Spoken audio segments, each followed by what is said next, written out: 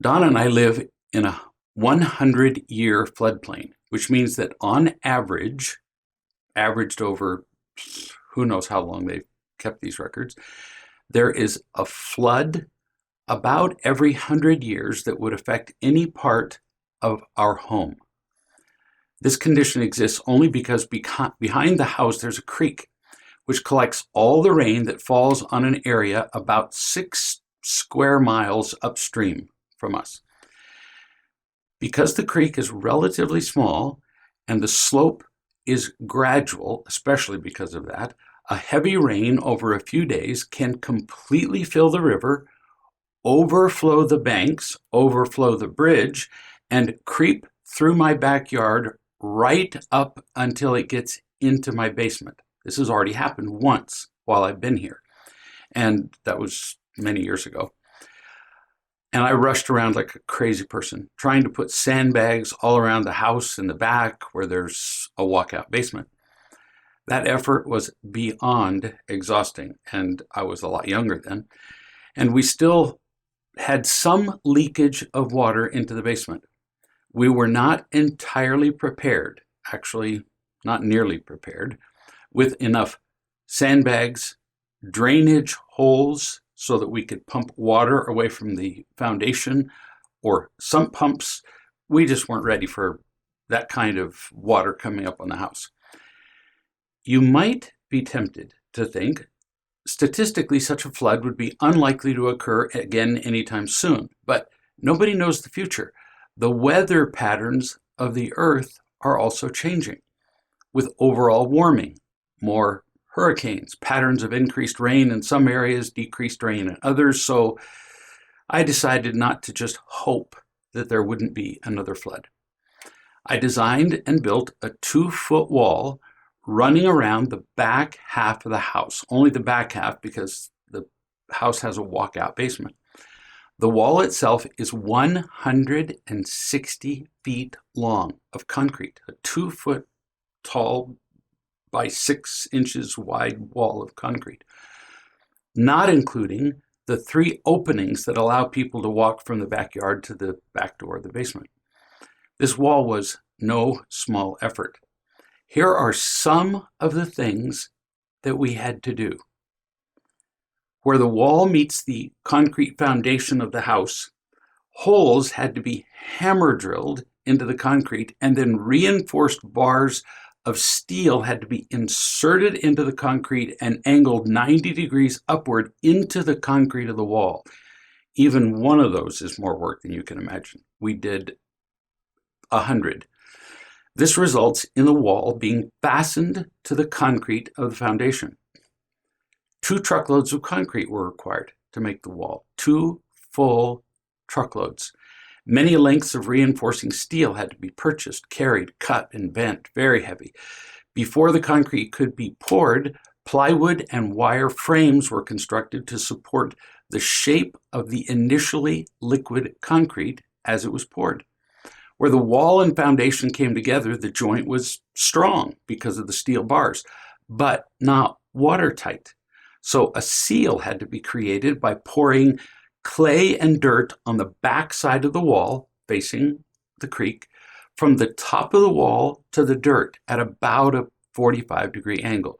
This dirt and clay seal would then prevent rising water from forcing itself between the concrete wall and the foundation, and would enable the water to run downstream away from the house.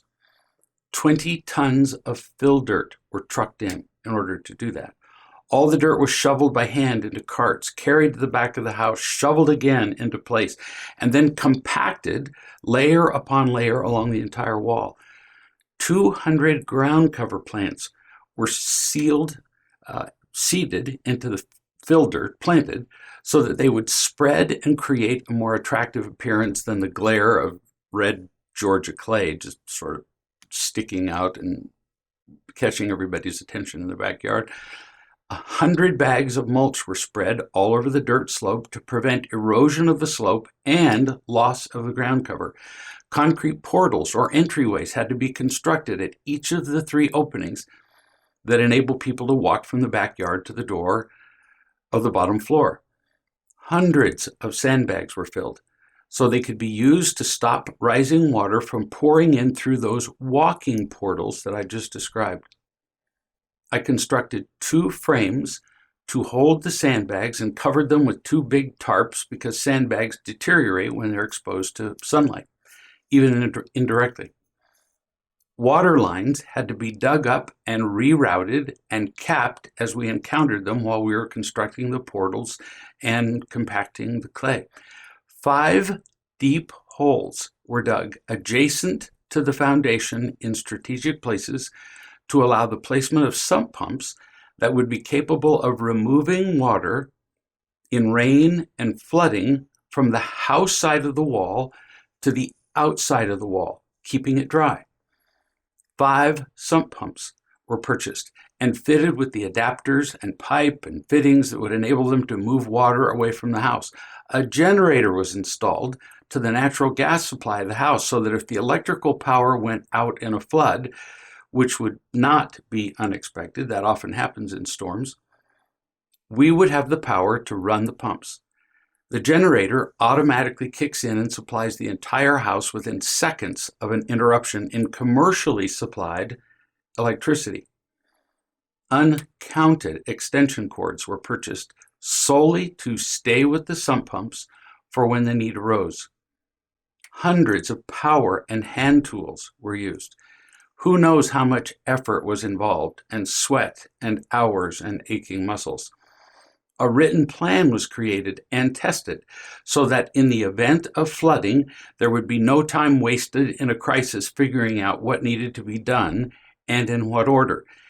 In rising water, we would only have to take steps 1, 2, 3, 4, and so on instead of figuring everything out from scratch.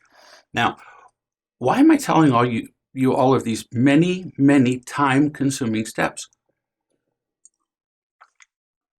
Because they all had to be done well before a flood occurred. If I waited until there was a flood before I did any of that, there's no way I could prevent the bottom floor of the house from being covered in water, which would badly affect the flooring, the walls, and more, and in some cases requires reconstruction of the house. Whether or not you're a Bible reader, the story of Noah is a wonderful metaphor. When did Noah build the ark? Before the flood. Well before. Not as the waters were rising past his knees, at which point it would have been far too late. Why do we need to prepare ourselves for the difficulties and crises that will occur in our children's lives and in our own? Before the crises. That's when we need to do it, as much as possible. If we wait until circumstances are difficult enough, there is nothing we can do but suffer and sometimes clean up an almost insufferable mess. I've been alive long enough now to watch what happens when people wait until the rain is falling fast and long. Now, in this case, I'm referring to emotional rains. I have warned many parents that if they didn't address a particular behavior when the child was young, say 3 or 4, this child was guaranteed to be very badly affected over the years, perhaps with chronic anxiety, depression, suicidal thoughts and attempts, cutting, personality disorders, and on and on. Simply put, if we don't address things while kids are young, often they end up in a living hell. Personally, in their careers or lack thereof, and in whatever relationships they have.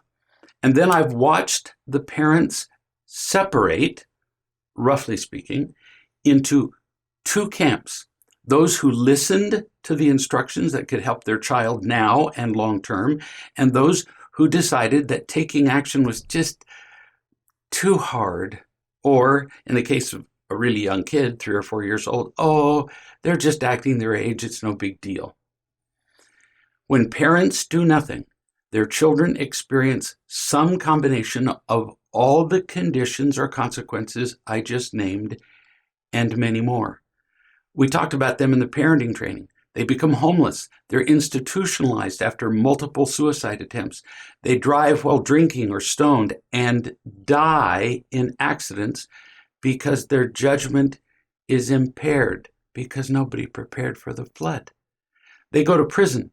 They have children of their own and multiply the misery and suffering several-fold and spread it around.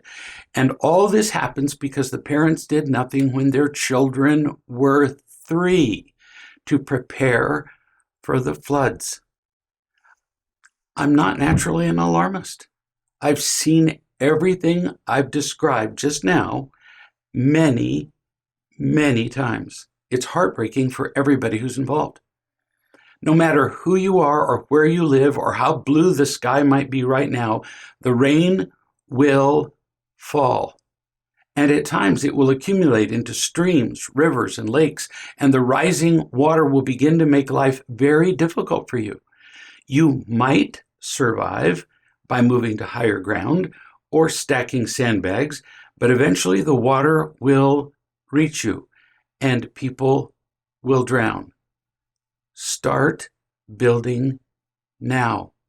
An ark, a flood wall, sump pumps, whatever you can. How? Remember that long list that I went through for what was required to prepare for a literal flood here at our house? Every parent needs to visualize their own list with their child. You prepare for a flood every time you're kind to a child or love a child. Every time you're patient, every time you read a story. With each assignment to do a responsible thing, with each instruction about how to do some task with a loving tone, with each instruction about how to be loving to a sibling or peer, with each touch, with each patient look and kind tone when they make a mistake. Every time you apply a consequence, when the child is unloving or irresponsible, despite your having repeatedly used words to teach. Every time you're consistent with follow-up and consequences and teaching, every time you do those things and many more, you're building and preparing a child who can be happy in the world. You're changing the world. Even better, as you do these things, you and they are becoming happier now. This isn't just a someday thing. I had fun the entire time I was building the wall out back. Our lives are much more than preparation for floods. We're here to be happy, to have fun. And we can do that while we're building and preparing. I had fun while I was shoveling, cutting, carrying, and pouring and building in my backyard. Part of it was a little easier when I had several boys who were helping me with some of these chores. Still, it was still fun. And it can be so with you. Start building now. Eliminate every obstacle to building. Zero tolerance to a great many things, as we've said before in the parenting training. Keep going. Don't stop. You won't regret all the efforts you make every day over and over to love your children and to help them become loving, responsible, and happy. Prepare for the floods now.